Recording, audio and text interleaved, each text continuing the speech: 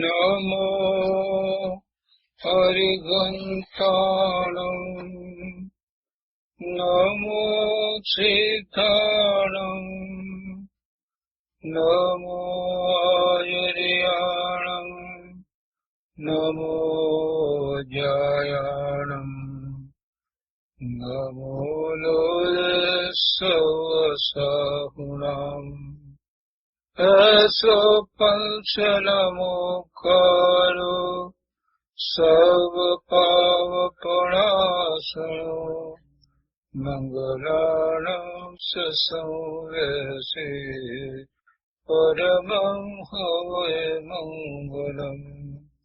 અજ્ઞાનતિમિરંધાનાં જ્ઞાનાંજનશલાકયા નેત્રયોન્મિલિतं येन તસ્मै શ્રીગુરવે નમઃ.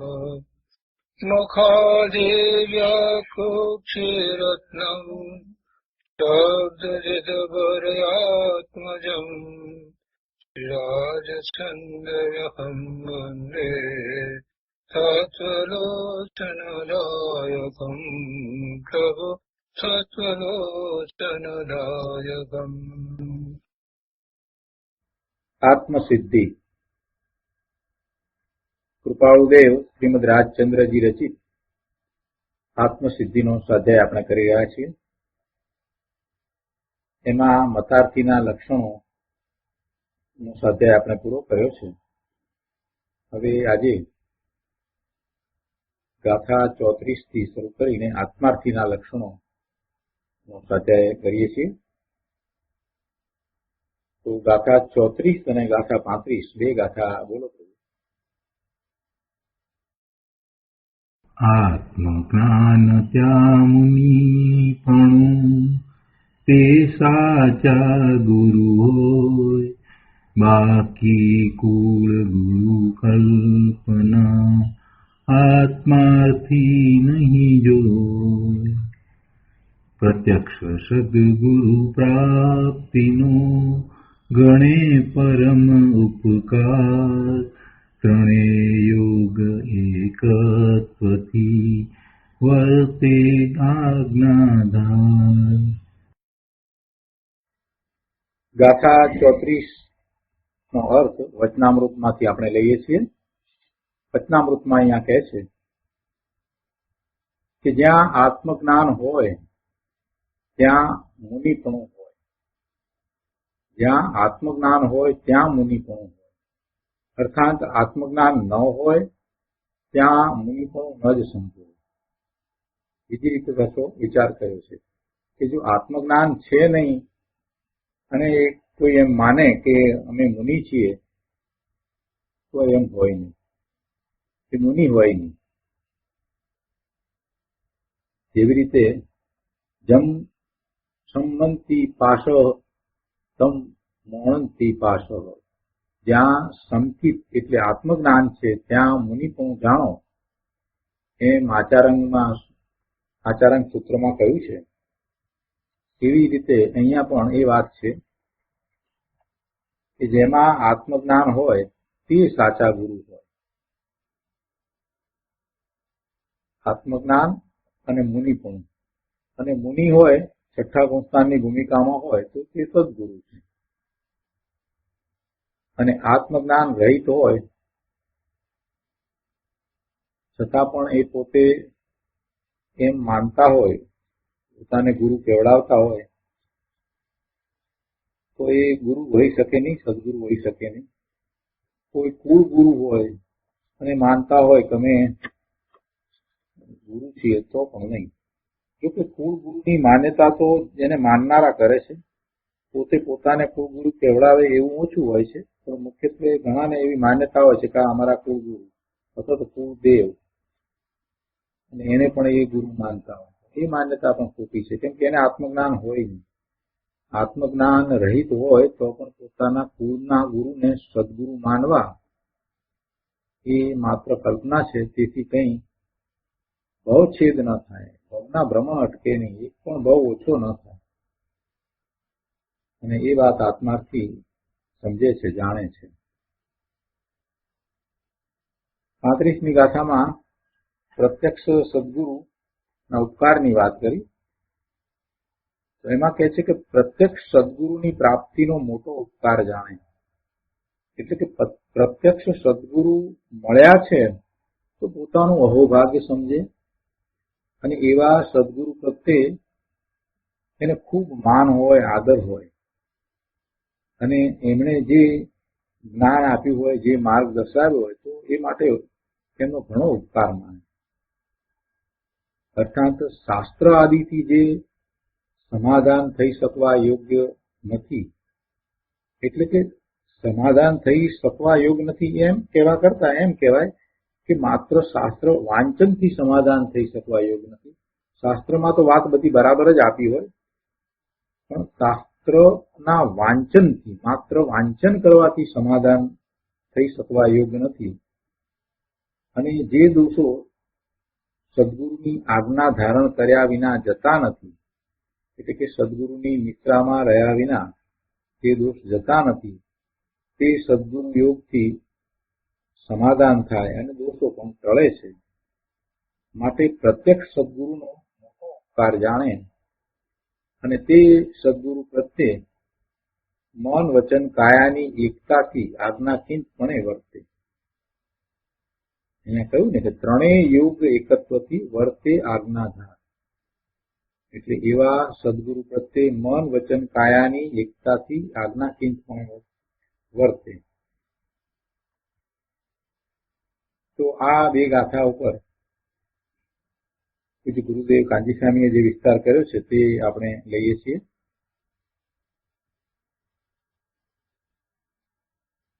આત્મસિદ્ધિ ઉપર પ્રવચન આ પુસ્તકમાં પાના નંબર 154 ઉપર કહે છે કે હવે આત્માર્થીના લક્ષણ કહે છે. તે કેવા છે? આત્માના સાચા સુખના હેતુ છે. પ્રથમ પહેલા મતાર્થીના લક્ષણમાં કહ્યું કે જે ગુરુમાં ભૂલ્યા તે જ્ઞાનથી, વ્રતથી, ધર્મથી અને દેવથી ભૂલ્યા છે.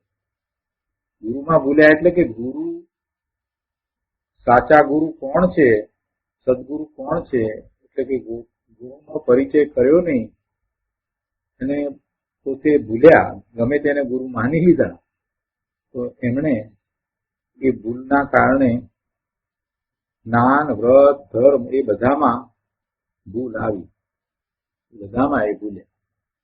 સદગુરુને બદલે ગમે તેને ગુરુ માની લઈએ તો સાચું જ્ઞાન ન થાય, વ્રત તપે સાચા ન થાય, ધર્મ પણ સાચો પ્રાપ્ત ન થાય અને કોણ સાચા દેવ છે એનું ભાન પણ ન થાય. કારણ કે અસદગુરુનો આશ્રય કર્યો ને.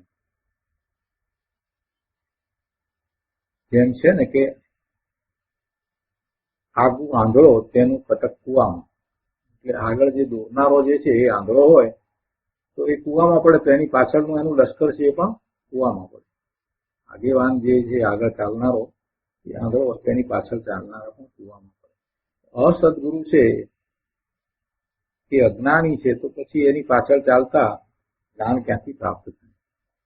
અસદગુરુ છે એના તો વ્રત તપ કાંઈ સાચું નથી, એને કાંઈ ધર્મ નથી, તો પછી એની પાછળ ચાલતા કાંઈ પ્રાપ્તિ થતી નથી. અહીંયા કહે છે કે આત્માર્થીના લક્ષણમાં પ્રથમ સદગુરુનો આદર છે. આ જે ગાથા લેવામાં આવી છે એમાં કહ્યું તો એમ છે કે આત્માર્થીના લક્ષણ બતાવીશું, પણ એની શરૂઆત એવી રીતે કરી, સદગુરુનો આદર કરીને, સદગુરુનો વિનય કરીને, સદગુરુ પ્રત્યેનો અહોભાવ વ્યક્ત કરીને શરૂઆત કરી છે. એટલે આત્માર્થીના લક્ષણમાં પ્રથમ સદગુરુનો આદર છે, અહીંયા એ દર્શાવ્યું છે. અને અહીંયા પણ એ રીતે શરૂઆત કરી છે. અને ખરેખર વાસ્તવમાં એવું જ હોય. આત્માર્થી સદગુરુ હોય, આત્માર્થી જે સદગુરુ હોય તો પછી એમને અનુસરનારો આત્માર્થી થાય. એટલે બંને રીતે વાત એમ જ બેસે. જો સાચા ગુરુનો સંગ કર્યો તો તેનું બધું સવળું છે, સુગમ છે. અને સ્વચ્છંદે ઉન્માર્ગે જતા જીવોને દેખીને સાચો નિર્વિઘ્ન સરળ માર્ગ તેમને શ્રી ગુરુ બતાવે છે. જે ઉન્માર્ગમાં વર્તી રહ્યા છે, સ્વચ્છંદે છે, એને એની ભૂલ દર્શાવી અને સાચો માર્ગ શ્રી ગુરુ બતાવે છે. એટલે અહીંયા 34મી ગાથામાં સાચા ગુરુ એ જ મુનિ હોય, આત્મજ્ઞાન હોય તો જ મુનિ પણ હોય, અને એમનો વિનયની વાત પણ એમાં કરી છે. એ બધો વિસ્તાર આપણે ગુરુદેવ પાસેથી સમજીએ છીએ. એ છે કે અહીં આત્મજ્ઞાન પ્રધાન કહ્યું છે. આત્મજ્ઞાનની પ્રધાનતાથી વાત કરી. આત્મજ્ઞાન ત્યાં મુનિ પણ. જો જે લોકો કૃપાળુદેવને સમજ્યા નથી એ લોકો ભક્તિની વાત કરે છે ને, પણ કૃપાળુદેવના અંતરમાં તો તેની વાત છે. મુનિ જે કયા એ પણ આત્મજ્ઞાની હોય એને મુનિ કહે. એમ ના કહ્યું કે જે ભક્ત છે, જે દિનેશ્વર ભગવાનની ભક્તિ કરે છે એ મુનિ હોય કે એ સાચા ગુરુ હોય એવું ના થયું. ભક્તિથી માર્ગ પમાતો હોત તો પછી આ ગાથામાં એમ આવવું જોઈતું હતું. એવું તો આવ્યું નહીં. એને બદલે એમ આવ્યું કે આત્મજ્ઞાન ત્યાં મુનિપણું, ભક્તિ ત્યાં મુનિપણું એમ ના થયું. અને મુનિપણું છે તો સાચા ગુરુ છે. એટલે આત્મજ્ઞાની છે એ મુનિ છે એ જ સાચા ગુરુ છે. તો મહિમા કોનો કરી, મુખ્યતા કોની કરી? આત્મજ્ઞાનની. પછી આપણે એમ કહીએ કે ના ના કૃપાળુદેવે એમ કહ્યું છે કે ભક્તિ પણ માર્ગ છે, પણ ભક્તિ શેનો માર્ગ છે અને કોની અપેક્ષા અને કોને એ કહેવામાં આવ્યું છે એ બધી વાતને ન સમજીએ એટલે મુશ્કેલી પડે. એમના અંતરમાં તો બહુ સ્પષ્ટ છે કે આત્મજ્ઞાન જો છે તો જ મુનિપણું છે. આત્મજ્ઞાન નથી તો મુનિપણું હોય જ નહીં, અને મુનિપણું નથી તો એ સદગુરુ પણ હોય નહીં. એટલે જેની ભૂમિકા છઠ્ઠા ગુંફાની છે એને આપણે સદગુરુ માનીએ છીએ. પછી ક્યારેક કોઈક વખત એવા પાંચમા ગુંફાની ભૂમિકામાં હોય એને પણ આપણે સદગુરુ ગણીએ છીએ. અહીંયા કહે છે કે આત્મજ્ઞાનનું પ્રધાન અહીંયા રાખ્યું છે. જગતની સમજણ જાજી હોય કે ન હોય, ભલે શ્રુત જ્ઞાન થોડું હોય, પણ જેને આત્મજ્ઞાન હોય અને આત્માની સહજ આનંદ દશા સ્વરૂપ સ્થિતિ જેને હોય તે જ્ઞાની છે. અને એ જ્ઞાની છે તો તે મુનિ છે, એ સદગુરુ છે. જેને આત્મજ્ઞાન છે તે જ જ્ઞાની છે, અને એ જ્ઞાની છે એ જ સાચા ગુરુ હોય. બાકી બાહ્યમાં ગમે તે પ્રકારે લક્ષણ હોય, દેખાતા હોય કોઈ પણ રીતે, કે દીક્ષા લીધી હોય ને ગમે તે બાહ્ય આચાર વિચાર પાડતા હોય તો તેથી મુનિ પણ કહ્યું નથી. અમુક વેશ હોય તો મુનિ એવું કઈ નથી કહ્યું. અમુક પ્રકારે ભક્તિ કરતા હોય તો મુનિ, કે અમુક પ્રકારે વ્રત કરતા હોય તો મુનિ, એમ ના કહ્યું. વ્રત તપ હોય તો મુનિ એવું કેમ ના કહ્યું? એને બદલે શું કહ્યું? આત્મજ્ઞાન ત્યાં મુનિ પણ. એટલે મુખ્ય વાત તો શેની કરી કે જે પોતાના સ્વરૂપને વિશે રહે છે, આત્મજ્ઞાની હોય એ જ પોતાના સ્વરૂપને વિશે રહે ને, એ મુનિ હોય. એટલે આત્મજ્ઞાન જેને છે એ જ ખરેખર ચારિત્રવંત છે. આત્મજ્ઞાન વિના ચારિત્ર હોઈ શકે નહીં. ચારિત્રની વાત કરી. આત્મજ્ઞાની છે એટલે સમ્યક દ્રષ્ટિ છે, જેને સ્વરૂપનું ભાન જ્ઞાન થયું છે, સહાનુભૂતિ થઈ છે, એમનું ચારિત્ર એટલે નિશ્ચય ચારિત્ર છે તે યથાર્થ છે. કેમ કે એક વખત સ્વરૂપનો અનુભવ થયો છે પછી તે સ્વરૂપને વિશે પોતે જેટલો સમય રહે છે એટલું નિશ્ચયથી ચારિત્ર છે. પણ જેને આત્મજ્ઞાન થયું જ નથી તો એને નિશ્ચય ચારિત્ર પણ હોય નહીં. એટલે એમ ન કહ્યું કે અમુક વેશ હોય તો મુનિપણું, કે અમુક પ્રકારે ભક્તિ કરતા હોય, અમુક પ્રકારે પૂજા કરતા હોય, કે અમુક પ્રકારે બાહ્ય તપ કરતા હોય તો મુનિપણું, એવું કાંઈ કહ્યું નહીં. માત્ર આમ જ કહ્યું કે આત્મજ્ઞાન ત્યાં મુનિપણું.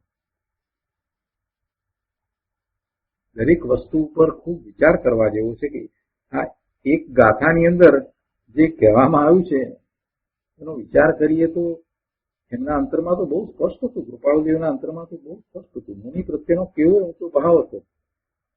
અને પછી પોતાને પણ એમ જ હતું કે પોતે મુનિ દશા અંગીકાર કરે. આયુષ્ય ઘણું ઓછું રહ્યું અને પાછળના સમયમાં શરીરમાં એવી ઉપાધિ પણ હતી, એટલે નગ્ન દિગંબર મુનિ ન થઈ શક્યા. પણ એમની ભાવના તો એવી જ હતી, અપૂર્વ અવસરમાં એ ભાવના એમને પ્રગટ કરી છે ને. તો અહીંયા વાત કરે છે કે ભાઈ બાહ્ય લક્ષણ ને મુનિ પણ નથી કરતું, આત્મજ્ઞાન ત્યાં મુનિ પણ એમ કહેવામાં આવે છે. જ્યાં બાહ્ય અભ્યંતર પરિગ્રહ રહિત નિર્ગ્રંથ, બાહ્યમાં નગ્ન દિગંબર દશા હોય, 28 મૂળ ગુણ સહિત બાહ્ય એવું જો નગ્ન દિગંબર પણ એટલે કે 28 મૂળ ગુણ સહિત એવું દ્રવ્યલિંગ હોય અને સાથે પોતાના સ્વરૂપનો એવો અનુભવ હોય એવા ભાવલિંગી મુનિ, જેને કસાયની 3 ચોકડી ગઈ છે, એટલે કે 3 કસાય રહિત થયા છે અને સ્વરૂપને વિશે લીનતા કરે છે, એ સાચા મુનિ છે. પણ જ્યાં આત્મજ્ઞાન નથી તો પછી સ્વરૂપને વિશે લીનતાનો તો પ્રશ્ન ઉઠતો નથી. પછી ભલે બાહ્યમાં એવા 28 મૂળ ગુણ સહિત નગ્ન દિગંબર પણ હોય તો પણ એ સાચું મુનિ પણ નથી. અહીંયા તો જ્ઞાનીનું લક્ષણ નિર્દોષપણે બતાવ્યું છે. આત્મજ્ઞાન ત્યાં મુનિ પણ. આત્મજ્ઞાન થાય એટલે સહજ રીતે ચારિત્રનો પુરુષાર્થ ઉપરે જ છે. આત્મજ્ઞાન થયા પછીથી જીવ પોતે પોતાને જાણે છે, પોતાના શુદ્ધ સ્વરૂપને જાણે છે. પર્યાયથી જુદો પોતે ભગવાન આત્મા ત્રિકાળ શુદ્ધ છે. આ વર્તમાન પર્યાય છે એવો એ પર્યાય રૂપ નથી, પણ પોતે તો ત્રિકાળ શુદ્ધ છે. આ વાત સમજાયા પછીથી, અનુભવ સહિત સમજાયા પછીથી આખી દ્રષ્ટિ બદલાઈ જાય છે. પછી ભલે બહારમાં એ વ્યસ્ત દેખાય પણ દ્રષ્ટિ તો સ્વરૂપ તરફ જ રહે છે. પોતે મનુષ્ય નથી, દેવ નથી, નારકી નથી, હિરેન્સ નથી. પોતે કોઈ પણ ગતિમાં હોય તો ત્યાં એ મનુષ્ય છે તો એ સ્ત્રી નથી કે પુરુષ નથી કે નપુંસક નથી, કાંઈ નથી. એવું જયારે સમજમાં આવ્યું પછી પરના લક્ષ્ય એને કઈ રુચિ થાય એવું કેવી રીતે બને? કેમ કે પરનું લક્ષ કરે છે ત્યારે તો એને પોતાની જે દશા છે એ દશા સંબંધી એમાં ઇષ્ટ અનિષ્ટ બુદ્ધિ થાય છે. એ મનુષ્ય થયો છે તો મનુષ્યને યોગ્ય જે બધો બાહ્યમાં જે વ્યવહાર છે એ વ્યવહારમાં જે કંઈ એની સમીપમાં આવે છે એમાં એને ઇષ્ટ અનિષ્ટ પણ લાગે છે. તો પોતે મનુષ્ય જ નથી તો પછી મનુષ્યનો વ્યવહાર રહ્યો નહીં, તો પછી મનુષ્યને યોગ્ય જે કાંઈ ક્રિયા વગેરે હોય એમાં પણ એને કાંઈ ઇષ્ટપણું કે અનિષ્ટપણું લાગે નહીં. એટલે જે સામગ્રી સંયોગો જે પ્રાપ્ત થયા છે એમાં એને કાંઈ કરવા પણ રહેતું નથી. પોતે મનુષ્ય જ નથી. 5 મિનિટ માટે આપણે કલ્પના કરી કે આપણે મનુષ્ય નથી, દેવ નથી, નારકી નથી, તિર્યંજ નથી, એટલે એ તો આપણને બરાબર ખ્યાલ છે કે આપણે એ નથી. પણ 5 મિનિટ માટે આપણે એમ વિચાર કરીએ કે હું મનુષ્ય પણ નથી, સ્ત્રી નથી, પુરુષ નથી, નપુંસક નથી, હું મનુષ્ય પણ નથી. અને પછી જે સંયોગો પ્રાપ્ત થયા છે, જે અનુકૂળતાઓ પ્રતિકૂળતાઓ પ્રાપ્ત થઈ છે એનું લક્ષ્ય કરીએ તો સમજાશે કે એક પણ વસ્તુ મને સ્પર્શતી નથી, એક પણ વસ્તુ મને ઉપયોગી નથી, એક પણ વસ્તુ મને નુકસાન કરતા નથી. આપણી આજુબાજુમાં આપણને સંયોગને કારણે આ ઘર, કપડા, મકાન, કોમ્પ્યુટર, કાર બધું મળ્યું. હવે મનુષ્ય પણ જ નથી, તેમાંની એક પણ વસ્તુ કામની છે? કોઈ વસ્તુ કામની જ નથી રહી. મનુષ્ય પણ જ નથી તો પછી આ બધા સંબંધો, એ સંબંધોનું શું? સંબંધો સંબંધ તરીકે રહેતા નથી. પતિ પત્નીના સંબંધ હોય કે પિતા પુત્રના કે માતા દીકરીના કે કોઈ પણ સંબંધ, એક પણ સંબંધ પછી તો રહેતો જ નથી. એટલે 5 મિનિટ માટે આપણે જો એમ વિચાર કરીએ કે વર્તમાનમાં જે મારી મનુષ્યની પર્યાય છે એ નથી, એટલે હું મનુષ્ય નથી, દેવ નથી, નારકી નથી, તિર્યંચ નથી, અને એકેન્દ્રિયથી માંડીને અસંગની પચેન્દ્રિય એ પણ નથી, તો હું શું છું? હું ભગવાન આત્મા શુદ્ધ જ્ઞાન સ્વભાવી અનંત ગુણનો પિંડ માત્ર જ્ઞાયક છું. અત્યારે નાયક છું, અને એમ વિચાર કરતા જે કઈ આપણી આસપાસમાં છે એમાં કોઈ રીતે કઈ ઉપયોગી થાય એવું લાગે છે? કોઈ વસ્તુ પછી તો કામની નથી લાગતી. બહુ શાંત ચિત્તે આ બધું વિચારવા જેવું છે. મહાપુરુષોએ આપણને વારંવાર કહ્યું છે, પણ આપણે એમાં ઊંડા ઉતરતા નથી. અહીંયા તો આપણે આત્મજ્ઞાન, ત્યાં મુનિપણું, એની વાત કરી રહ્યા હતા. એટલે અહીંયા એમ કહ્યું કે એ જ્ઞાનીનું લક્ષણ નિર્દોષપણે બતાવ્યું છે. આત્માના ગુણ આત્મામાં જ રહે, ક્યાંય બહાર ન હોય. આત્માના ગુણ આત્મામાં જ હોય, બીજે બહાર ક્યાંય હોય. અહીંયા 155માં પાના પર કહે છે બીજી લીટીમાં કે નિજપદ પૂર્ણ અખંડ જ્ઞાનમય શુદ્ધ સ્વરૂપે છે. નિજપદ, પોતાનું પદ, પર્યાયની વાત નથી, પોતાનું પદ પૂર્ણ અખંડ જ્ઞાનમય શુદ્ધ સ્વરૂપે છે. અને એવા શુદ્ધ સ્વરૂપનું લક્ષ્ય કરતા પરિણામ પણ એવા નિર્મળ થાય છે, પર્યાય પણ નિર્મળ થાય છે. પણ અંદરમાં આ પદ પડ્યું છે, પૂર્ણ અખંડ જ્ઞાનમય શુદ્ધ સ્વરૂપ. એ પોતાને દ્રવ્ય રૂપે અંદરમાં પડ્યું છે. બીજી રીતે કહેવું હોય તો એમ કહીએ કે પોતે કારણ પરમાત્મા છે. એટલે એવા નિર્મળ પરિણામ થાય છે, શુદ્ધ પરિણામ થાય છે. એ છે કે નિજપદ પૂર્ણ અખંડ જ્ઞાનમય શુદ્ધ સ્વરૂપે છે. તેની યથાર્થપણે શ્રદ્ધા, યથાર્થપણે શ્રદ્ધા, જેમ છે તેવી શ્રદ્ધા, પ્રતીત, તે સમ્યક દર્શન સ્વાનુભવ છે. શ્રદ્ધા ક્યારે થાય? એને જાણે ત્યારે થાય ને, એને અનુભવે ત્યારે થાય ને. જેવું સ્વરૂપ છે, શુદ્ધ સ્વરૂપ છે, એવા શુદ્ધ સ્વરૂપને જયારે એ જાણે અનુભવે તો એની શ્રદ્ધા થાય છે. અને પછી એ જ પ્રતીતમાં રહે છે, અને એને સમ્યક તો કહ્યું છે, એને સમ્યક દર્શન સ્વાનુભવ કહ્યો છે. તેમાં આંધળી અર્પણતા નથી. આંધળી અર્પણતા, આંધળી અર્પણતા એટલે સમજ્યા વિના બીજાને આશ્રય જવું, અર્પણ થઈ જવું. તમે જેમ કહો એમ બધું બરાબર. અજ્ઞાની અસદગુરુ હોય એના ચરણમાં બેસી જવું સમજ્યા વિના, એ આંધળી અર્પણતા. તેમાં આંધળી અર્પણતા નથી. બીજી વાત, મનની ધારણા નથી. મનથી ધારી લીધું છે એમ નથી. બીજા એ કહ્યું તે ધારી લીધું, એ કઈ કામનું હોય નહીં, કામનું નથી. પોતે જાતે નિર્ણય કરે છે, અનુભવ સહિત નિર્ણય કરે છે પોતાના સ્વરૂપનો, અને જે શ્રદ્ધા થાય છે તે સમ્યક દર્શન છે. એમાં ન તો આંધળી અર્પણતા છે, કે ન તો મનની ધારણા છે કે વિકલ્પ છે, કે બીજાએ કહી દીધું માટે સ્વીકારી લીધું છે, એવું કાંઈ નથી. એવું કાંઈ હોઈ શકે પણ નહીં. કારણ કે તત્વ પરાધીન નથી. જે તત્વ છે તે સ્વને આધીન છે. એટલે એ તત્વ બીજા દ્વારા પ્રસિદ્ધ થાય, પ્રકાશમાં આવે એવું તત્વ નથી. પોતે ભગવાન આત્મા છે, તો એ આત્મ તત્વ એ પરાધીન નથી, પરને આધીન નથી. એ સ્વને આધીન છે. એ સ્વ દ્વારા જ પોતાને અનુભવમાં આવે એવું છે. કોઈ અન્ય દ્વારા એ પ્રસિદ્ધિમાં આવે, પ્રકાશમાં આવે, અનુભવમાં આવે એવું નથી.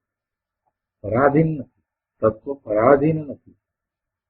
એક વાક્ય યાદ રાખ્યું હોય ને, એને વાગોળ્યા કરીએ ને, કે તત્વ પરાધીન નથી એટલે કે હું જીવ પરાધીન નથી, પરને આધીન નથી. હું કોઈને આધીન નથી, કોઈને આધીન નથી. જેમ જિનેશ્વર ભગવાન પરમેશ્વર કોઈને આધીન નથી, જેમ સિદ્ધ ભગવાન કોઈને આધીન નથી, તેમ હું પણ કોઈને આધીન નથી, હું પરાધીન નથી. મારું તત્વ અને સત્વ એ મારી સત્તા, એ સત્તા સ્વરૂપ હું છું. એ મારા અનંત ગુણોની જે સત્તા, એ સત્તા સ્વરૂપ હું છું. એ મને જ આધીન છે. હું એ રૂપે જ છું. એટલે સ્વાધીન છું, પૂર્ણપણે સ્વને આધીન છું. જે સત્તા છે તે સ્વને જ આધીન છે, કોઈ પરને આધીન નથી. પોતાની સત્તા જીનેશ્વર ભગવાનની સત્તાને આધીન નથી. પોતાની જે સત્તા એટલે પોતાના આનંદ ગુણ અને એનું એ પરિણમન, એ આખી જે સત્તા એનું એ હોવાપણું એ કોઈને કારણે નથી. એ છે તો છે અને એ અનાદિનું જેમ છે તેમ જ છે. માત્ર એનું લક્ષ્ય નથી કર્યું એટલે કઈ નથી એમ તો નથી. પોતાની જાતની સમજણ પોતા વડે કરે તો સદગુરુ પરમ ઉપકારી નિમિત્ત કહેવાય. પોતાની સત્તા છે એને પોતે જાણે અને એ જાણે એમાં સદગુરુનો ઉપકાર એ રીતે છે કે સદગુરુએ માર્ગ દર્શાવ્યો છે અને પોતે પુરુષાર્થ કર્યો છે. સદગુરુએ માર્ગ દર્શાવ્યો અને એને વિશ્વાસપૂર્વક પોતે આરાધ્યો, એ માર્ગે પોતે ચાલ્યો છે અને એને પોતાના સ્વરૂપનો અનુભવ થયો છે. તો એમાં એ રીતે સદગુરુ છે તે પરમ ઉપકારી નિમિત્ત છે. પોતે પ્રતીત કરીને યથાર્થપણું જાણ્યું અને ઉપકાર માન્યો ત્યારે પોતાનું બહુમાન આવ્યું અને નમ્રતા આવી. અને એમ જે સ્વરૂપની પ્રાપ્તિ કરે છે એને તો હંમેશા એ સદગુરુનો ઉપકાર રહ્યા જ કરે છે કે અમે તો સદગુરુ દ્વારા પામ્યા છીએ એમ જ અંતરમાં હોય. ભલે એ જાણે છે કે પોતાના પુરુષાર્થથી એ બધું થયું છે અને હજી ઘણો પુરુષાર્થ બાકી છે, બધું જાણે છે, તે છતાંય સદગુરુના ઉપકારને એ કાંઈ ભૂલી જતો નથી. અહીંયા જ્ઞાનની વાત કરીને આત્મજ્ઞાન તો હજી થોડો વિસ્તાર ગુરુદેવ કરે છે. અહીંયા આત્મા વિશેની વાત કરતા કે છે કે આત્મા શું કરે? આત્મા શું કરે? આત્મા એકલું જ્ઞાન જ કરે છે. જે પ્રસંગ, જે સંયોગો, જે પદાર્થો ને એ જાણે છે તો એ એનામાં રહેલ જ્ઞાન ગુણને અનુસરીને થતા એના જ્ઞાનના પરિણામ છે. જેને જાણે છે, દેખે છે, એનું જ્ઞાન કરે છે ને તો એનો જ્ઞાન સ્વભાવ છે. જાણવું દેખવું એવો એનો સ્વભાવ છે. જ્ઞાન દર્શન એવો એનો સ્વભાવ છે અને એ સ્વભાવ એનામાં રહેલા ગુણને કારણે છે. એટલે ભગવાન આત્મા એ જ્ઞાન કરે, બીજું કઈ કરે નહીં. જ્ઞાન સ્વરૂપ જ છે. આત્મા જ્ઞાન સ્વરૂપ છે અને તેનું યથાર્થ જ્ઞાન જ્યારે એને થાય છે ત્યારે આપણે એને સમકીતિ કહીએ છીએ, એને સમ્યક દર્શન થયું એમ કહીએ છીએ અને એ દશાને ગુણસ્થાન પ્રમાણે ચોથું ગુણસ્થાન કહેવાય છે. પણ એ મુનિ છે એ તો એથી આગળ વધે છે અને પોતાના સ્વરૂપને વિશે એ ઠરે છે. પોતાના સ્વરૂપનો અનુભવ કરીને બહાર આવ્યા, એક વખત અનુભવ થયો એટલે દ્રષ્ટિ સાચી થઈ, સમ્યક દ્રષ્ટિ થયા. પણ એ તો ચોથા ગુણસ્થાનની દશા છે અને જયારે પોતાના સ્વરૂપને જાણ્યું તો પછી સહજ જગતના પદાર્થો પ્રત્યે ઉદાસીનતા વર્તે છે. એટલે સર્વ પરિગ્રહોનો સહજપણે ત્યાગ થઈ જાય છે. બાહ્ય અને અંતરંગ પરિગ્રહનો ત્યાગ કરીને નિર્ગ્રંથ મુનિ એ પોતાના સ્વરૂપમાં વિશેષ ઉગ્રતાથી પુરુષાર્થ કરે છે. એટલે કે ત્યાં એકાગ્રતા કરે છે અને ત્યાં લાંબો સમય ટકીને રહે છે. તો એવી લીનતા કરે છે, એવી લીનતા કરે છે સ્વરૂપને વિશે. એટલે કે મુનિ સ્વરૂપમાં વિશેષપણે ઠરે છે. તો એને મુનિનું ચારિત્ર, નિશ્ચય ચારિત્ર કહેવામાં આવે છે. હું શુદ્ધ છું, પુણ્ય પાપના વિકલ્પ રહિત છું, એવા જ્ઞાનમાં જે ઠરે છે તેને દ્રષ્ટિમાં એટલે કે શ્રદ્ધામાં હું સિદ્ધ સમાન શુદ્ધ છું એવા અભિપ્રાયના લક્ષનું કાર્ય પર્યાયમાં એટલે અવસ્થામાં પ્રગટ પુરુષાર્થ પૂર્વક વર્તે. પછી પર્યાય પણ એવી જ છે, દશા પણ એવી જ થાય છે. શ્રદ્ધામાં આ વાત આવી છે કે હું સિદ્ધ સમાન શુદ્ધ છું અને એવો જ અભિપ્રાય દ્રઢ થયો છે. લક્ષ પણ પછી એ રીતે જ થયું છે કે પોતે શુદ્ધ આત્મ સ્વરૂપનું લક્ષ કરે છે, તો પછી એવી દશા પણ પ્રગટ થાય છે. પુરુષાર્થ એવો છે કે દશા પણ એવી પ્રગટ થાય છે. અને એવી દશા જે છે તેને અહીં ગુરુ કહ્યા છે. એવી દશા વાળાને ગુરુ કહ્યા છે. એટલે કે આત્મજ્ઞાની છે તે જ ગુરુ છે. તેમને દઢતર સંકિત કહ્યું છે. દઢતર સંકિત કહ્યું છે. ઉત્કૃષ્ટ વર્ધમાન સંકિત થઈ ઉદય થાય ચારિત્રનો વિતરાગ પદવાસ. એટલે ત્યાં ઉત્કૃષ્ટ દશા એ તદ્દન વિતરાગ દશાની વાત છે અને તે ઉત્કૃષ્ટ સમ્યક દર્શન છે. અને એ ઉત્કૃષ્ટ સમ્યક દર્શન છે તે પરમ અવગાઢ સંકિત 13મે ગુણસ્થાને હોય છે. મુનિને જે છે તે તો દઢતર સંકિત કહ્યું છે. ચોથા ગુણસ્થાને જે સંકિત છે એને આપણે દઢ કહી શકીએ, પણ એથી આગળ વધીને એ દઢતર સંકિત મુનિને વિશે કહ્યું છે. અને ઉત્કૃષ્ટ દશા સંકિતની, જો સંકિતની ઉત્કૃષ્ટ દશા અહીંયા કઈ છે તો એક જ્ઞાન અપેક્ષાથી વાત કરી છે. પોતાના સ્વરૂપનો અનુભવ, અંદરમાંથી આવતો આનંદ, એ અપેક્ષાએ તો બધાનું સંકિત એટલે સમ્યક દર્શન, અનુભૂતિ, એ તો બધાનું સરખું છે. એ તો તિર્યંતનું હોય કે મનુષ્યનું હોય, દેવનું હોય, બધાનું સરખું છે. પણ જે પરમ અવગાઢ સંકિતની વાત જે કરી છે એમાં સમ્યક દર્શન, સમ્યક જ્ઞાન, સમ્યક ચારિત્રનો વિચાર કરીએ તો એ પૂર્ણ દશા છે, જ્ઞાનની પણ પૂર્ણ દશા છે. એ સંકિતને પરમ અવગાઢ સંકિત કહ્યું છે. એ 13મા ગુણસ્થાનની દશામાં આવે છે. આ તો જ્ઞાની સંકિતી છે તે સાચા ગુરુ હોય એની વાતમાંથી આ વાત થોડી વિસ્તાર કરીને ગુરુદેવે અહીંયા સમજાવી છે.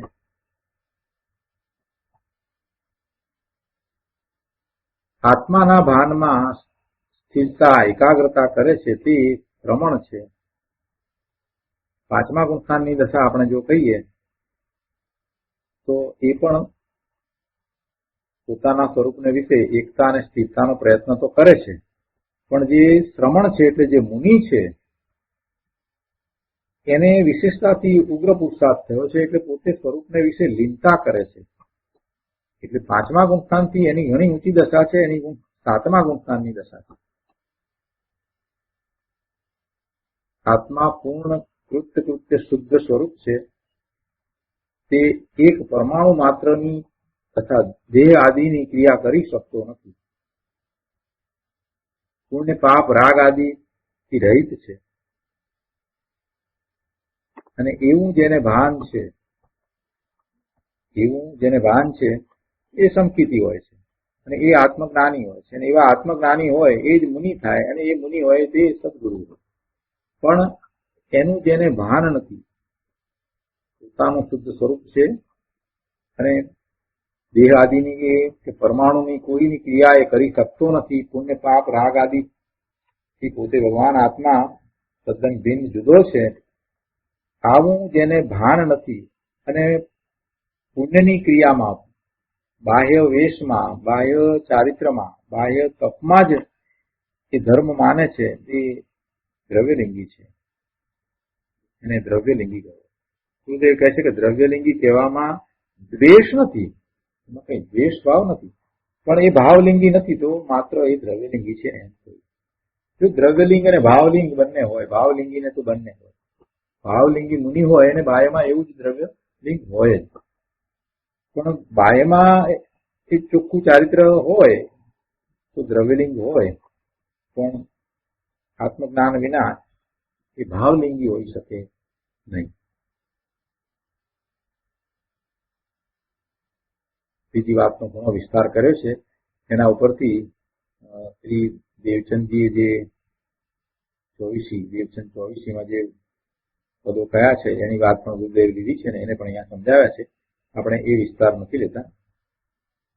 એનો વિસ્તાર નથી લેતા. આપણે આગળ લઈએ, ગાથાનો વિસ્તાર આપણે સમજીએ. 156માં પાના ઉપર અહીંયા બીજા પેરેગ્રાફમાં કહે છે કે આત્મામાં મોક્ષનો ઉપાય અને મોક્ષ દશા છે. આત્મજ્ઞાનની વાત કરીને એટલે અહીંયા એ સમજાય કે આત્મામાં મોક્ષનો ઉપાય અને મોક્ષ દશા છે. ઉપાય પણ અંદર છે અને દશા પણ અંદરમાં પડેલી છે, એ બહારમાં પ્રગટ કરવાની.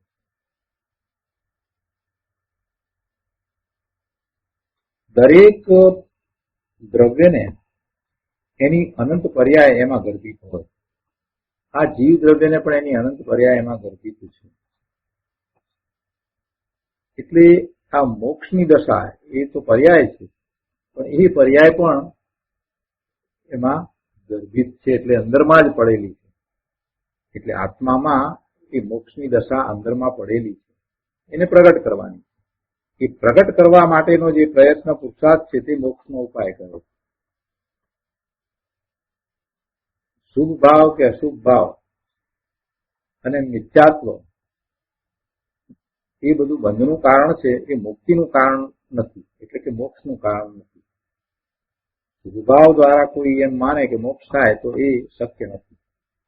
ભજન કરતા કરતા, ભક્તિ કરતા કરતા મોક્ષ થાય એ શક્ય નથી. કેમ કે એમાં પરનું લક્ષ્ય છે, એટલે શુભ ભાવ છે, અને શુભ ભાવથી પુણ્યનો બંધ થાય પણ મુક્તિ થાય નહીં. જે ભાવથી અનંતકાળ રખડવું પડ્યું તે રખડવાના બંધ ભાવે લોકોત્તર મોક્ષ ભાવ ન જ પ્રગટે. અને એવા શુભ ભાવ જેને કારણે બંધ પડે ને રખડવું થાય, એવા ભાવ દ્વારા મોક્ષનો ભાવ પણ ન થાય. શુભ ભાવથી મોક્ષ માર્ગ થતો નથી, અને શુભ ભાવ દ્વારા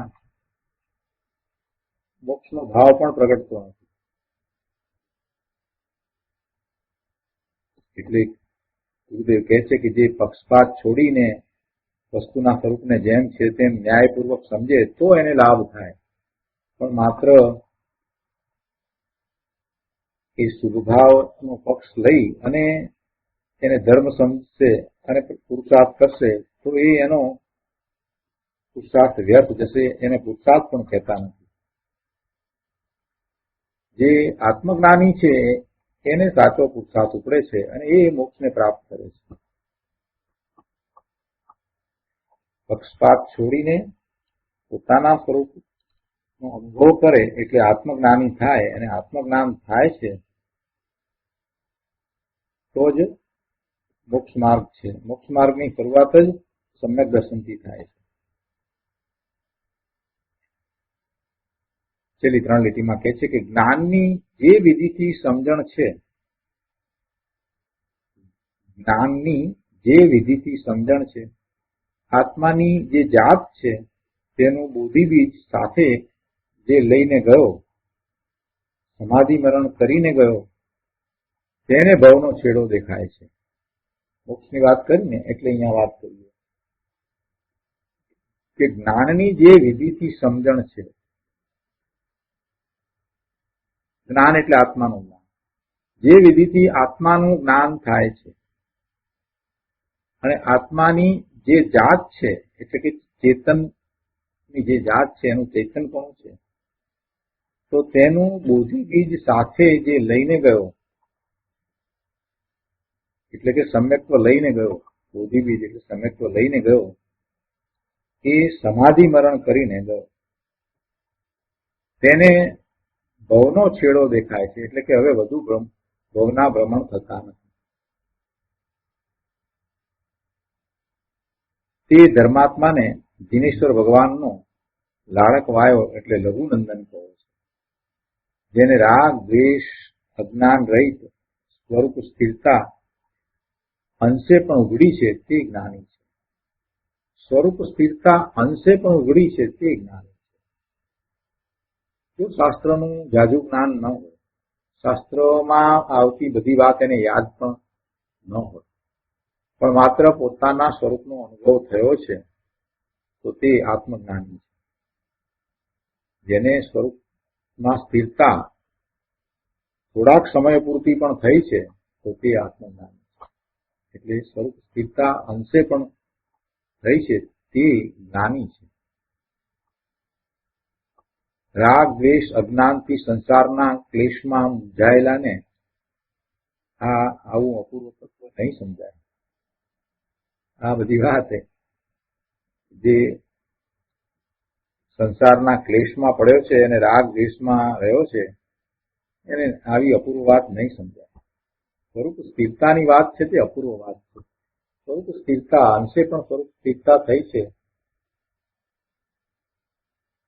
તો અભૂતપૂર્વ લક્ષ્યની પ્રાપ્ત થઈ. પૂર્વે ક્યારેય ન પ્રાપ્ત થઈ હોય એવી અભૂતપૂર્વ લક્ષ્મી પ્રાપ્ત થઈ છે એમ કેવું બરાબર કહેવાય. અહીંયા કહે છે કે જેને તત્વનો લાભ થાય છે તેને પોતાની બેહદ શાંતિ જાળવવાનું બળ પ્રગટે છે. એટલે કે જેને આવું સમ્યક દર્શન થયું છે, આત્મજ્ઞાન થયું છે, અંશે પણ ત્યાં સ્થિરતા થઈ છે, તો એવા જ્ઞાનીને તત્વ યથાર્થ સમજાયું છે. એટલે કે તત્વાર્થ શ્રદ્ધાનમ સમ્યક દર્શનમ જે ઉમા સ્વાતીજી ભગવાને કહ્યું છે એ પ્રમાણે એને તત્વની યથાર્થ શ્રદ્ધા થઈ છે. અને કયું તત્વ? બધા જ તત્વો અને એમાં પોતાનું જે જીવ તત્વ, એ જીવ તત્વનો એને લાભ થયો છે. એટલે કે જીવ તત્વને એને યથાર્થ સમજ્યું છે, પોતાની શક્તિઓનું સામર્થ્ય એને સમજાયું છે, એવો એને તત્વનો લાભ થયો છે. તો તેને પોતાની સીમા વિનાની, કોઈ પણ સીમા ન લાગુ પડે એવી બેહદ શાંતિનું બળ પ્રગટે છે, એવા બેહદ જ્ઞાનનું બળ પ્રગટે છે, એવા બેહદ સુખનું બળ પ્રગટે છે. અને એને સુખ દશા આવી તો પછી એ સુખ દશા જતી નથી, એવો સમ્યક જ્ઞાનનો મહિમા છે. એક વખત સમ્યક દર્શન થયું તે પછીથી સુખ શાંતિની જે દશા આવી છે એ દશા જતી નથી. પછી એને વ્યાકુતા આકુતા કઈ હોતા નથી. જેણે સદગુરુ સમાગમે આત્મજ્ઞાન મેળવ્યું છે, પોતાની પાત્રતાથી સાચું જાણ્યું કે સદગુરુ આવા હોય, તેણે પોતાનો પુરુષાર્થ લાવીને બીજડું વાવ્યું છે. એક તો સદગુરુને જાણ્યા, એ પણ પોતાની પાત્રતાથી. સદગુરુ કેમ ઓળખાય, કેમ ઓળખાય નહીં, તમે સદગુરુને ક્યાંથી ઓળખો? એવી પાત્રતા કેળવ્યા વિના ક્યાંથી ઓળખો? જ્ઞાનીને મિથ્યા દ્રષ્ટિને સદગુરુ ઓળખવા આગ્રહ પડે. પણ જે શાસ્ત્રનો અભ્યાસ કરે છે, સાચી વાતને સમજે છે, એને સદગુરુ ઓળખવામાં કઈ તકલીફ પડતી નથી. સહેલી રીતે કહીએ તો આપણે એમ કહી શકીએ કે તમે એ સિસ્ટમમાં આવો તો પછી તમને સમજણ પડે. તમે વકીલને શોધો છો, કોઈ વકીલને કે ભાઈ ક્રિમિનલનો સારામાં સારો વકીલ કયો, તો તમારા સિટીમાં કેટલાય વકીલ છે, પણ તમે એ સિસ્ટમમાં આવ્યા કે ના ક્રિમિનલનો વકીલ શોધવો છે તો કેટલાય વકીલને મળો, બીજાને મળો, ત્રીજાને મળો, આમ કરતા કરતા કોઈ આનું નામ આપે, આનું નામ આપે, પછી એમાં કયા કયા પ્રકારના ક્રિમિનલ કેસીસ એને લડ્યા અને એ પછી એના ઉપરથી કેવી રીતે જીત્યો, અને આ બધી વાતો બધી જ જાણવા મળે. એટલે તમને નિર્ણય થઈ જાય કે આ વકીલ બરાબર હોશિયાર છે. એટલે સિસ્ટમમાં તમારે આવવું પડે, દાખલ થવું પડે. જેને સદગુરુની ઓળખાણ થઈ છે એ સિસ્ટમમાં આવ્યો છે, એટલે કે એને શાસ્ત્રનો અભ્યાસ કર્યો છે, સત્સંગ કર્યો છે, એવા જ્ઞાની પુરુષો ઘણાને મળ્યો છે, અને ત્યાર પછીથી એને એવી પાત્રતા આવી છે, પોતે એવી પાત્રતા કેળવી છે, એટલે એને સદગુરુ ઓળખાય છે. અને પછી સદગુરુ ઓળખ્યા પછીથી સદગુરુની નિશ્રામાં, સદગુરુના સમાગમે કે આ પરમ સ્વરૂપને વાંચી વિચારી અને કે આત્મજ્ઞાન પ્રાપ્ત કરે છે. એમાં પુરુષાર્થ ભલે એનો હોય, પણ સદગુરુ એ નિમિત્ત કારણ છે. પોતાની પાત્રતાથી સાચું જાણ્યું કે સદગુરુ આવા હોય, અને તેણે પછી સદગુરુની નિશ્રામાં એવો પુરુષાર્થ કરી અને આ બીજડું વાવ્યું. શેનું બીજડું વાવ્યું? મુક્તિનું બીજડું વાવ્યું. મુક્તિરૂપી વૃક્ષનું બીજડું વાવ્યું, એટલે કે સમ્યક દર્શન પ્રગટ કર્યું. હવે તે બોધિ બીજ સમ્યક દર્શન જેને પ્રાપ્ત છે એનો મોક્ષ જરૂરથી થશે. એટલે એને ઝાઝા ભાવ નથી, વધારે ભાવ હોય નહીં, એને ભાવમાં રખડવાનું થાય નહીં. આ બોધિ બીજની પ્રાપ્તિ છે તો એ બોધિ બીજ એવું છે કે એને ભવમાં રખડવા નહીં દે. સમ્યક દર્શન એને ભવમાં રખડવા નહીં દે. એટલે ગુરુદેવે બહુ સરસ વાત કરી છે કે ભાઈ આ જીવ આ જગતને વિશે ક્યાંય ખોવાઈ જશે, ક્યાંય ખોવાઈ જશે. જેમ સોય છે એમાં દોરો ન પરવેલો હોય તો ખોવાઈ જાય તો મળવી મુશ્કેલ થાય, પણ જો એમાં દોરો પરવેલો હોય તો ખોવાય તો પણ મળી જાય, ખોવાતી જ નથી. તો એવી રીતે સમ્યક જ્ઞાન રૂપી એટલે કે સંકિત રૂપી દોરો તું પકડી લે. તું સમ્યક દર્શન પ્રગટ કરી લે પછી તું ક્યાંય ખોવાઈ નહીં જાય, તારે ભવના ભ્રમણ થશે જ નહીં. અહીંયા છેલ્લે કે છે કે અહીં તો આત્માર્થીના લક્ષણ શું એની વાત ચાલે છે કે મિથ્યાત્વી કુગુરુઓમાં તે અટકે નહીં. મિથ્યા દ્રષ્ટિ હોય એના સમાગમે કરે નહીં, તત્વરે એને છોડે, એના સંગને છોડે, એના કુસંગને એ છોડે. કુગુરુઓમાં પણ એ અટકે નહીં, કોઈ પ્રસંગમાં એ મૂંઝાતો પણ નથી, આત્માર્થી ઊંધું ગ્રહણ કરતો નથી. જીનેશ્વર ભગવાનની વાણીથી વિરુદ્ધ વાત આવી હોય તો એ ગ્રહણ કરતો નથી. પછી સામે વક્તા ગમે તેટલો જોરદાર હોય, ગમે તેટલી દલીલપૂર્વક સમજાવતો હોય પણ એને ગ્રહણ કરતો નથી. વિરોધ રહિત જેવું તત્વ છે, જેવું જીનેશ્વર ભગવાનની વાણીમાં આવ્યું છે એવું જ એ જુએ છે અને એવું જ એ ગ્રહણ કરે છે. એને વિવેક છે. આત્મજ્ઞાનીને તો પૂરો વિવેક આવી જાય છે, સાચા ખોટાનો પૂર્ણ વિવેક એને હોય છે. એટલે હવે એને તો કાંઈ પડવાનું થતું નથી અને રખડવાનું થતું નથી. એને તો કોઈ પ્રકારે પોતે રખડી પડશે એવો ભય નથી. એ તો નિર્ભય છે, બધી રીતે એ તો નિર્ભય છે. પોતાને કોઈ કઈ નુકસાન પહોંચાડી જાય એવો ભય એને નથી. 7 પ્રકારના ભયમાંથી એક પણ ભય હવે એને રહેતો. અને એમ પણ નથી કે કોઈકની ખોટી વાત છે તો હું ખોટી વાતમાં આવી જઈશ તો મારું શું થશે, એમ પણ નથી.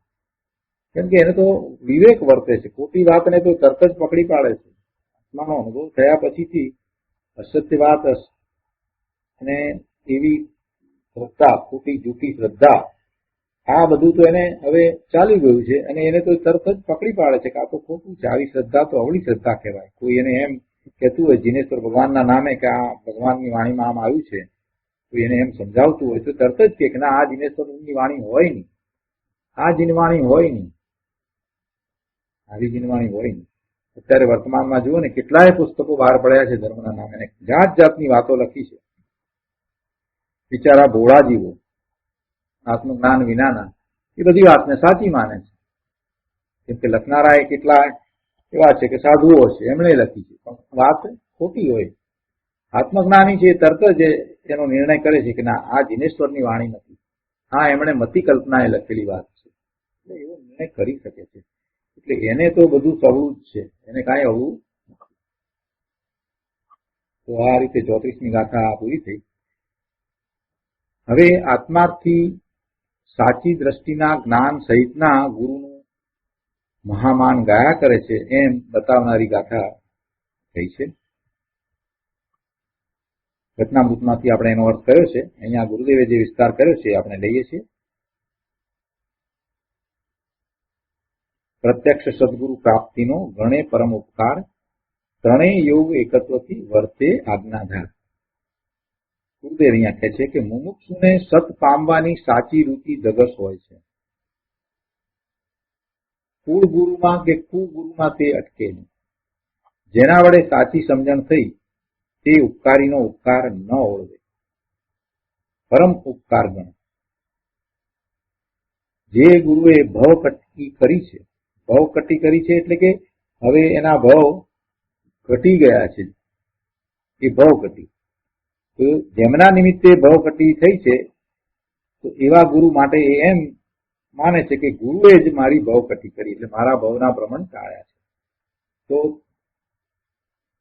એવા ગુરુની સમીપમાં રહેલા એ પાત્ર શિષ્યને ભવકટી હોય જ છે, એટલે કે એના ભવના ભ્રમણ તો અટકે જ છે.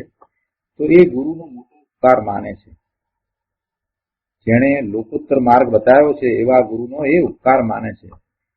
એ એમ ના માને કે મને મારા પુરુષાર્થથી આ પ્રાપ્ત થયું છે, એમ ન માને કે અમારી પવિત્રતાથી આ બધું અમને પ્રાપ્ત થયું છે અને ગુરુ તો માત્ર નિમિત્ત છે, માટે ઠીક છે એમનો વિનય કરીએ છીએ. ના, એમ ન હોય. એને પૂરેપૂરો વિનય હોય, એમના પ્રત્યે પૂરેપૂરો વિનય હોય, પૂરો ભાવ હોય, અને એ એમ જ હંમેશા માને કે આ બધું અમે જે કંઈ છીએ તે એમના પ્રતાપે છીએ, એમને કારણે છીએ, એમ જ વાત છે.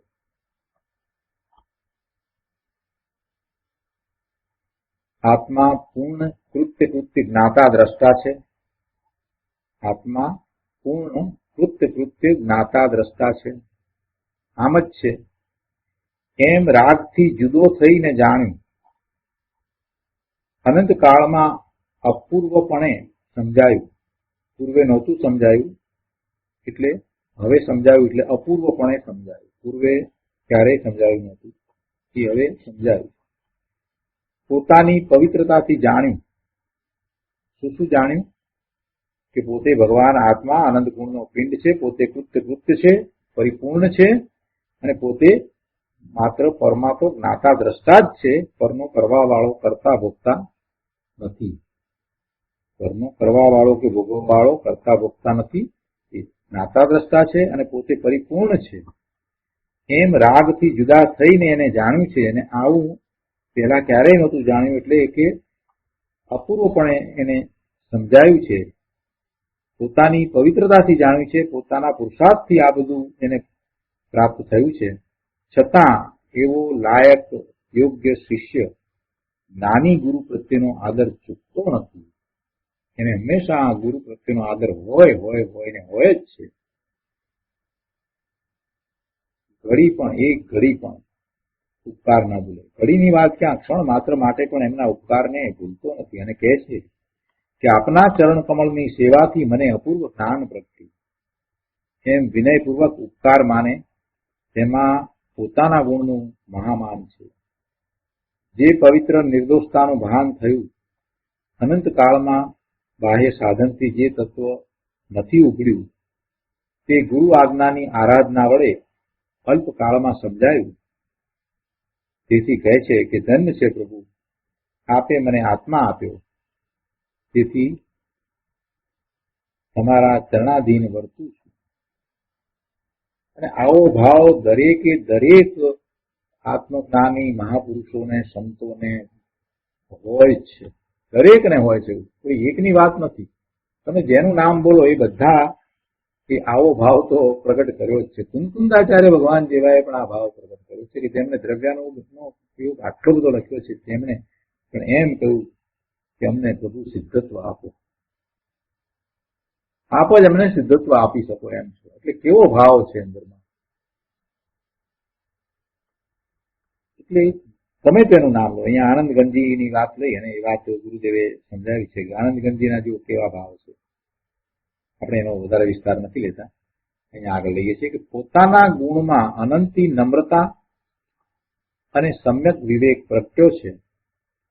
પોતાના ગુણમાં, ગુણ એટલે અહીંયા જે દ્રવ્યમાં રહેલા ગુણો જે છે એની વાત નથી. ગુણ એટલે એને જે પર્યાયમાં જે પ્રગટ કર્યું છે એની વાત છે. પોતાના ગુણમાં અનંતી નમ્રતા અને સમ્યક વિવેક પ્રગટ્યો છે.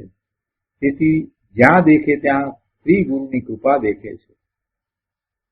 જ્યાં દેખે ત્યાં એટલે કે જ્યાં જ્યાં એને ધર્મની વાત આવે છે, જ્યાં જ્યાં એ ધર્મની વાતને એ સમજે છે, ત્યાં ત્યાં એ એમ જ માને છે કે આ શ્રી ગુરુની કૃપા છે, બીજું કાંઈ નથી.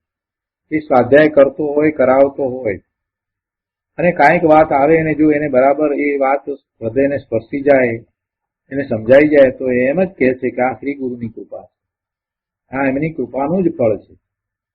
જેમના ઉપદેશથી પોતાના સ્વરૂપની સંભાળ કેમ કરવી તે રીત સમજાણી છે, તેવા પ્રત્યક્ષ સદગુરુ પ્રાપ્તિનો ગણે પરમ ઉપકાર. એટલે કે એવા એ સદગુરુ ઉપકાર ઓળવતા નથી, એમનો ઉપકાર તો હંમેશ માથે રાખે જ છે. અને વસ્તુનું સ્વરૂપ પણ એમ જ છે કે દેવગુરુ શાસ્ત્રના નિમિત્ત વિના સમ્યક તો થતું નથી. સ્વચ્છંદે શાસ્ત્ર વાંચવા બેસે તો શંકા થયા જ કરે. જો અહીંયા વાંચવાની વાત લીધી છે, શાસ્ત્રમાં કઈ એવી વાત નથી કે જેથી શંકા થાય. આપણે જે વચનામૃતમાં જે અર્થ હતો એમાં એક શબ્દ ઉમેરવાની જરૂર છે કે વાંચવાથી. ત્યાં વાત જે લીધી હતી ને એમાં જરાક અર્થમાં થોડોક ફેર છે.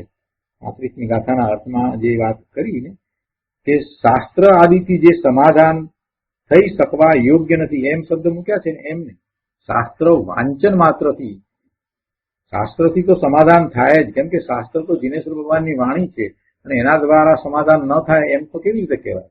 એટલે ત્યાં જરાક એક શબ્દ ઉમેરવા જેવો છે કે શાસ્ત્ર આદિના વાંચનથી, માત્ર વાંચન જ છે એટલે એની સમજ નથી આવી. શાસ્ત્રની વાત જે છે તો એ તો જીનેશ્વર ભગવાનની વાત છે અને એ વાણીમાંથી એ ઉદ્ભવ સ્થાન છે એટલે એનાથી તો જીવને સમાધાન થાય જ છે. એટલે અહીંયા એટલું સુધારીને વાંચવાનું છે. જો ગુરુદેવે એનો અર્થ અહીંયા બરાબર કર્યો છે. ગુરુદેવે એનો અર્થ અહીંયા બહુ સરસ રીતે કર્યો છે, બરાબર વ્યવસ્થિત અર્થ અહીંયા લીધો છે કે સ્વચ્છંદે શાસ્ત્ર વાંચવા બેસે તો શંકા થયા જ કરે, એટલે એને સમાધાન થાય. એટલે એમ એને શાસ્ત્ર આદિથી જે સમાધાન થઈ શકવા યોગ્ય નથી જે ત્યાં લખ્યું છે ને તે ગુરુ સમાગમે જણાય છે. એટલે એની પહેલા જ ગુરુદેવે અહીંયા મૂકી દીધું કે શાસ્ત્ર વાંચન કરવા બેસે છે માટે એ શાસ્ત્રથી એને સમાધાન થતું નથી, પણ ગુરુની નિશ્રામાં એ વાંચે છે તો એને સમાધાન થઈ જાય છે. શ્રી ગુરુ વિના માત્ર શાસ્ત્રથી જ જો આત્મજ્ઞાન થતું હોય તો પોતાનો મોક્ષ થવો જોઈએ. શાસ્ત્ર વાંચન માત્રથી જ જો આત્મજ્ઞાન થતું હોય તો પછી પોતાનો મોક્ષ પણ થવો જોઈએ, પણ એમ થતું નથી.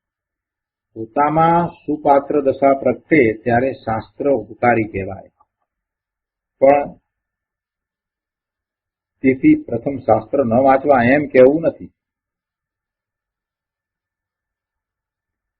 પોતામાં સુપાત્ર દશા પ્રગટે ત્યારે શાસ્ત્ર ઉપકારી કહેવાય, એટલે કે નિમિત્ત કારણ કહેવાય. એમ જયારે કહ્યું તો કોઈએ એમ ના માની લેવું કે શાસ્ત્ર વાંચવાની જરૂર નથી અથવા તો શાસ્ત્ર ઠીક છે તો નિમિત્ત કહેવાય, એમ ન માની લેવું. નિમિત્ત કહેવાય છતાંય એમ જ છે, વસ્તુનું સ્વરૂપ એમ જ છે કે જયારે આને જ્ઞાન થાય ત્યારે શાસ્ત્ર કે દેવ કે ગુરુની વાણી હોય જ છે.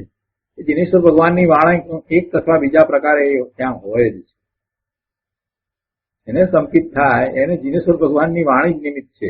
એટલે કે વાણી એ વાણી તરીકે નિમિત્ત છે, સાક્ષાત વાણી તરીકે નિમિત્ત છે, અથવા તો એ પરંપરાએ આવી છે એટલે કે એ શાસ્ત્ર દ્વારા છે અથવા તો શ્રી ગુરુના ઉપદેશ દ્વારા છે, પણ એ મૂળ વાત તો એ જીનેશ્વર ભગવાને જે કહ્યું છે એ જ છે, એ જ નિમિત્ત હોય છે. પોતામાં સુપાત્ર દશા પ્રગટે ત્યારે શાસ્ત્ર ઉપકારી કહેવાય, પણ તેથી પ્રથમ શાસ્ત્ર ન વાંચવા એમ કહેવું નથી. અહીં તો કહેવું છે કે રાગ દ્વેષ અજ્ઞાન તૂટ્યા વિના વિતરાગતાની સંધિ કેમ મળે. આ બધું જાય અને એ રાગ દ્વેષ ને અજ્ઞાન ગુરુની નિશ્રામાં જાય છે, સદગુરુની નિશ્રામાં જાય છે, એના વિના વિતરાગતા પ્રગટ થતી નથી. એટલે એ વાત લીધી છે. શાસ્ત્રમાં કઈ અપેક્ષા, કયા હેતુ, શું પ્રયોજન, કેવો આશય, શું ન્યાય છે એ બધું પ્રત્યક્ષ સદગુરુ વિના સમજી શકાય નહીં. પોતાની મતિ કલ્પનાએ પોતાની બુદ્ધિ અનુસાર સ્વચ્છંદે જેમ તેમ નિર્ધાર કરીને બેસી જાય અને પછી એ માન્યતાને સાચી માનીને ત્યાં જ એ જ માન્યતામાં જ રોકાઈ જાય તો તેનું અહિત થાય. માટે સત સમાગમ અને ગુરુગમની જરૂરિયાત થઈ છે. એના ઉપર કૃપાળુદેવે ઘણો ભાર મૂક્યો છે. તો આજનો સ્વાધ્યાય અહીંયા સુધી રાખીએ છીએ. બીજો વધુ વિસ્તાર આપણે આવતા સ્વાધ્યાયમાં લઈશું. હવે સુખધામ બોલીએ. સુખધામ અનંત